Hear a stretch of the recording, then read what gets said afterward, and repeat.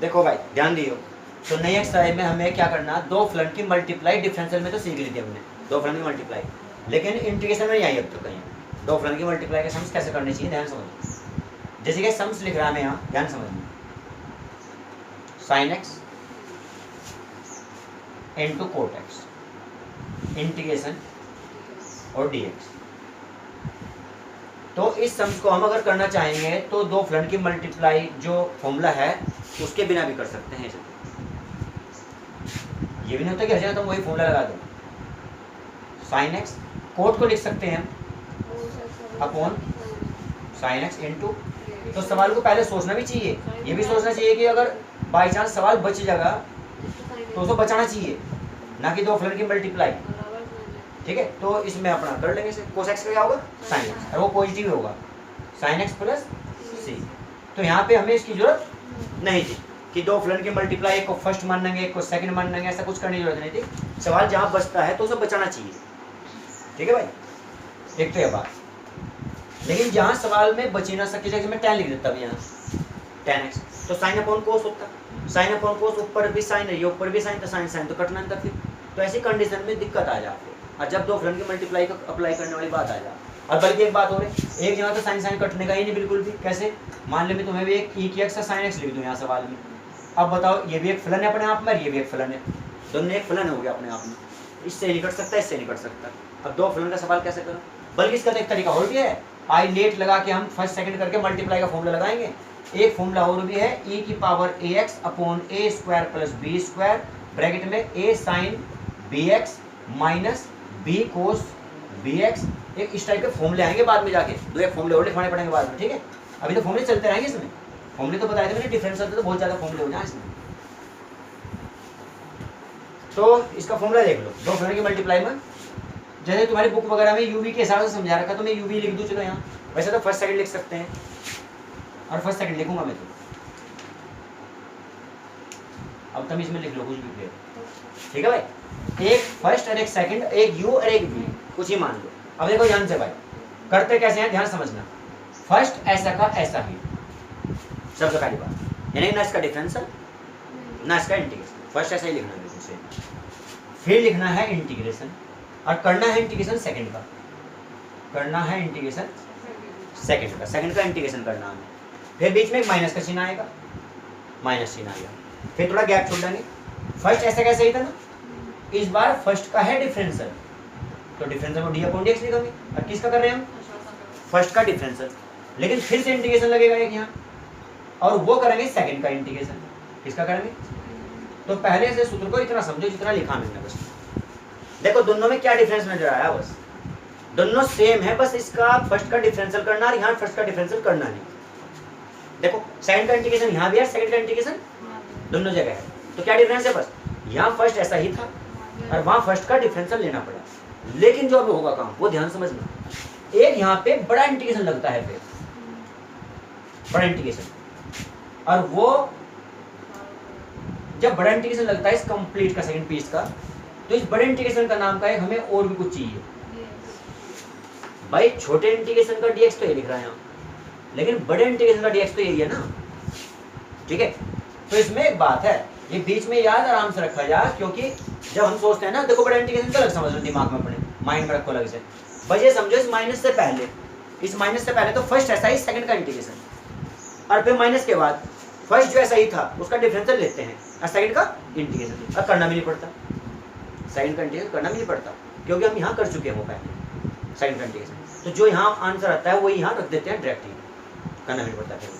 तो ये तो है फॉर्मूला जिसमें तुम्हें 3 इंटीग्रेशन मिलेंगे और एक मिलेगा डिफरेंशियल। हर सवाल में 3 इंटीग्रेशन करने और एक डिफरेंशियल करना, और ये सवाल के बाद सवाल बना रहेगा, सवाल के बाद सवाल। जैसे मान लो इंटीग्रेशन का कोई सवाल आ गया अंदर, x upon x square plus 1, इसी छोटे से इंटीग्रेशन में बता रहा मैं भी, x upon x square plus 1। तो इसका क्या मेथड लगेगा, जितने हमने 5 एक्सरसाइज में ज्ञान प्राप्त करा, सिक्का जो भी कुछ, वो सब टेक्निक प्रयोग में करी जाएगी। अब पता नहीं किस सवाल में कौन सी टेक्निक लग जाए, समाकलन की कोई सी भी। तो जब यहाँ x upon x square plus 1 होगा तो इसमें करेंगे x स्क्वायर प्लस 1 को t मान लिया, नीचे हमें ऊपर का x dx दे देगा।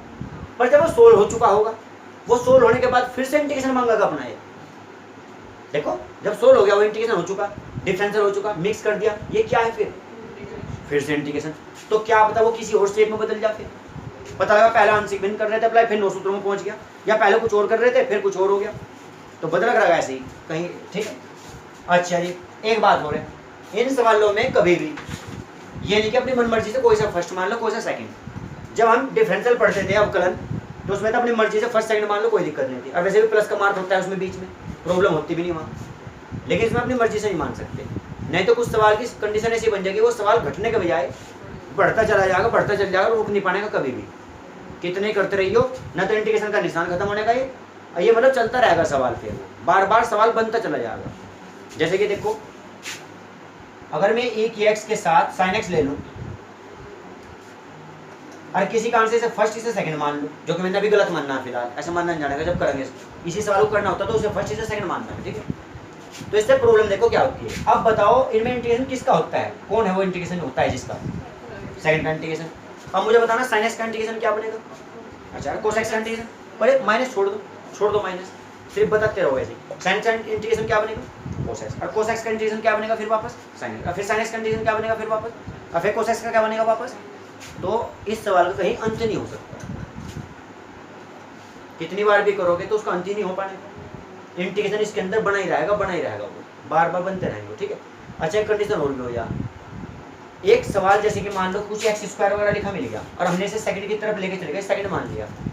डिफरेंशियल जब करते हैं घात घटती है, डिफरेंशियल करने पे घात, लेकिन इंटीग्रेशन करने पे घात बढ़ती है। अब सोचो एक सवाल है हमारा एक्स स्क्वायर साइन एक्स, तो जब मैं इसे सेकंड मान लूंगा ये तो ऐसा, ये तो गायब नहीं हो सकता। ये लुक देखो यहाँ इंटीग्रेशन का मार्क लगा दे मैंने, अब सवाल को समझने की कोशिश करिए। साइन एक्स का डिफरेंशियल cos x होगा, डिफरेंशियल साइन एक्स का डिफरेंशियल cos x, तो ट्रिग्नोमेट्री का फलन आया या कुछ गायब हो गया, फिर से ट्रिग्नोमेट्री आ गई। ये क्या देगा हमें बताइए इंटीग्रेशन करने में, x की 3 x के 3/3, तो और फिर भी इंटीग्रेशन रह जाएगा वो, क्योंकि दो फलन की मल्टीप्लाई भी रह जाएगी ना, क्यों वो कोस में बदल गया। फिर अगेन करने की कोशिश करी, cos x का फिर वापस sin x आ जाएगा माइनस का होगा, लेकिन x की 3 का क्या बनेगा फिर वो x की 4/4, बल्कि नीचे 12 बन चुका होगा, 3 तो पहले से था, एक हो जाएगा 4 को 4 दिया 12। तो मतलब ये बार बार रिपीट होकर ये गायब नहीं हो पाने के ना, तो कोई देखो ये तो जो घटना चाहिए था वो तो बढ़ता जा रहा पावर में, लुप्त नहीं हो पाया। जबकि देखो इसे अगर शुरू में करते तो एक दो स्टेप के बाद लुप्त हो जाता। देखो कैसे x की 2 है ना, डिफरेंशियल करने में क्या बनता है, एक घात कम, दो तो कांस्टेंट में बाहर चला जाता, एक घात कम, और फिर से एक अगेन करना पड़ जाता तो गायब भी हो जाता फिर ये।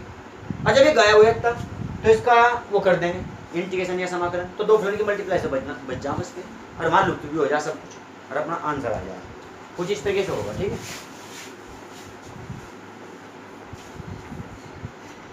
तो इसका तरीका है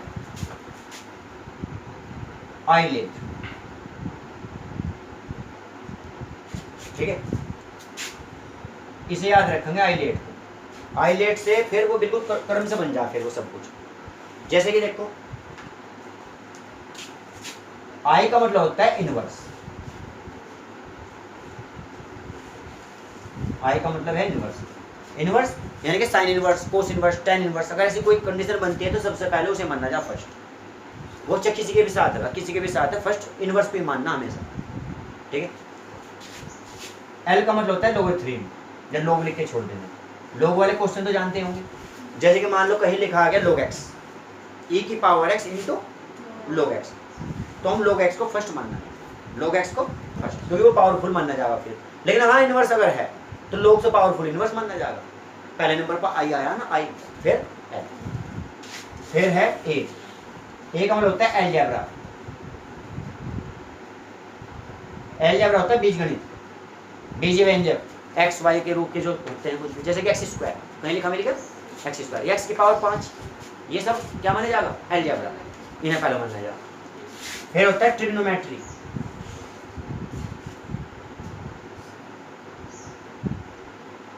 फिर होता है ट्रिगोनोमेट्री,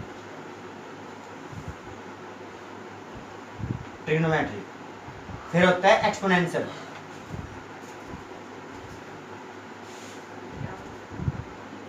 एक्सपोनेंशियल होता है चरघातांक की श्रेणी, चरघातांक की श्रेणी जिसमें आता है a की पावर x और a की पावर x, a की पावर x इस टाइप वाले जो क्वेश्चन होते हैं इन्हें चरघातांकी बोलते हैं, यानी कि एक्सपोनेंशियल बोला जाए। क्या बोला जाए ना, एक्सपोनेंशियल बोले जाए, चरघातांकी।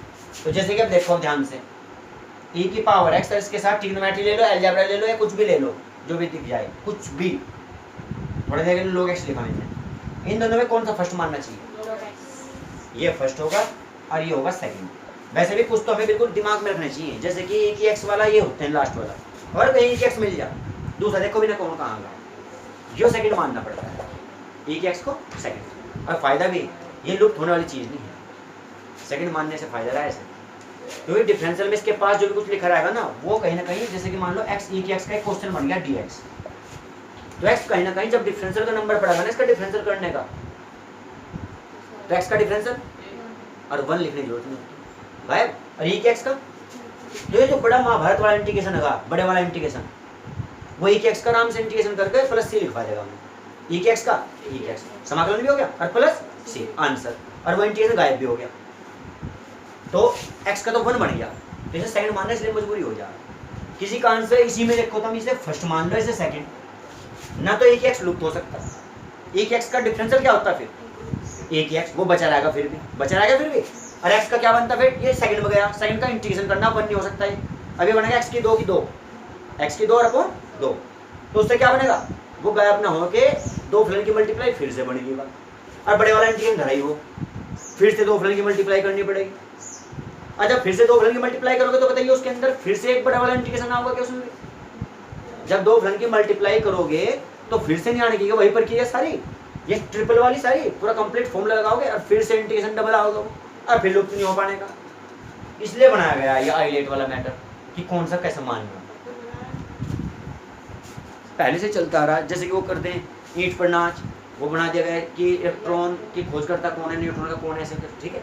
और एक ये है जैसे कि तुम्हें उसमें केमिस्ट्री वगैरह में बताया होगा, हेलेना की शादी में अब्दुल्ला दीवाना, और ऐसे ऐसे मतलब बहुत सारी कंडीशन हो जाए, मेंडलीव की आवर्त को याद करने की टेक्निक हो जाए, मतलब थोड़ा सा इस तरीके से, मतलब बहुत सारी चीज़ बन जाए।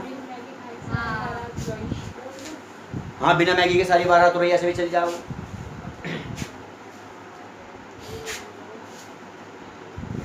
ऐसे बहुत सारे लॉजिक हो जाए।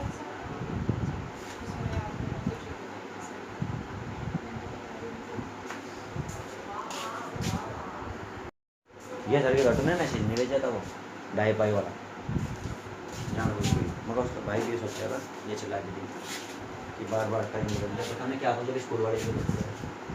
चलो मैं एक सवाल स्टार्ट करता हूँ। फिर भी पहला सवाल देख लो, पहला सवाल क्या दिया, कम से कम एक सवाल तो करवाए उधर जैसे वालों ना वैसे दिमाग खराब रखा वे बोलो बहुत ज़्यादा। हाँ क्या था, एक्स साइन एक्स, ध्यान से समझने की कोशिश दिमाग वैसे बोलो कुछ लगातार दोनों बैच में क्या एक केमिस्ट्री का रहेगा साथ में दिमाग निकलता। हाँ देखो तो आइलेट है ना, इसमें आइलेट में देखो क्या करेंगे, हमारा ये अलजेब्रा होता है, ये ट्रिग्नोमेट्री, तो कौन है पहले इनमें से, अलजेब्रा पहले है, तो ये फर्स्ट और ये सेकंड फ्रंट से लगे, ठीक। तो इसमें देखो क्या लिखा है, सबसे पहले इंटीग्रेशन एक्स साइन एक्स, ये सवाल लिख लिया, इंटू डी एक्स इंटू बराबर फर्स्ट सेकंड मान रखे ऊपर। देखो फर्स्ट ऐसा ही,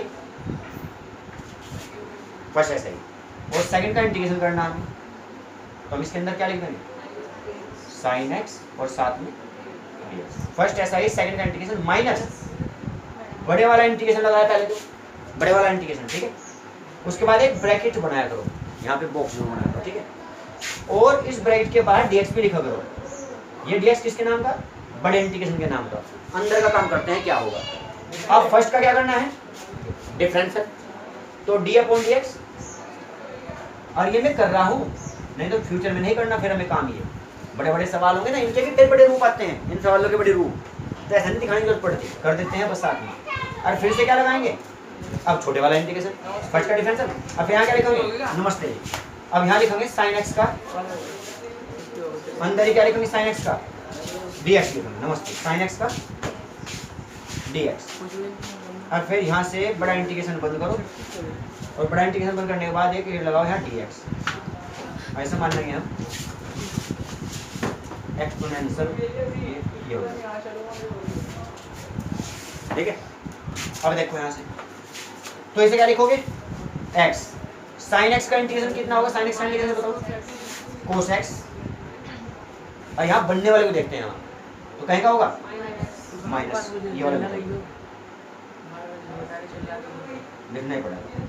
नेक्स्ट माइनस का चिन्ह, यहाँ तक पहुँच गए।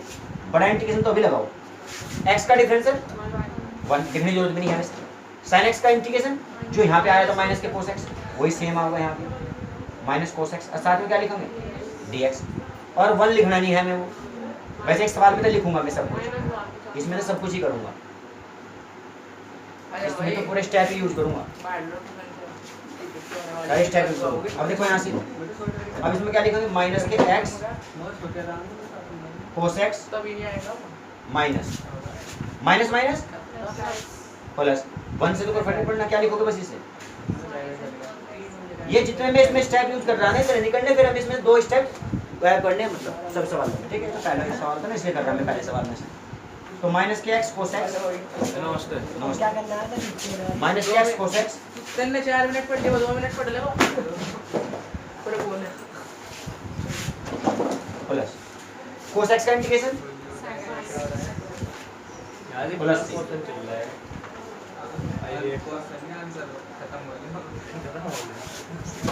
कोरिलेशन नोट कर ले सवाल में।